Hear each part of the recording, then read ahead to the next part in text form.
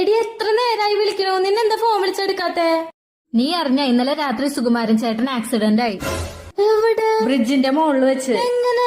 ആള് ബൈക്ക് ഓടിച്ചു പോവായിരുന്നു. എതിരൊരു വണ്ടി വന്നപ്പോ ബ്രേക്ക് പിടിച്ചു, വണ്ടി സ്കിഡായി. റോഡിൽ നിറയെ ചരലായിരുന്നു. അതിങ്ങനെ വയറുമിങ്ങനെ കുത്തി കേറി. അയ്യോ, ബാക്കി പറ. ആള് വീഴാൻ നേരം ഈ കയ്യാ കുത്തിയത്.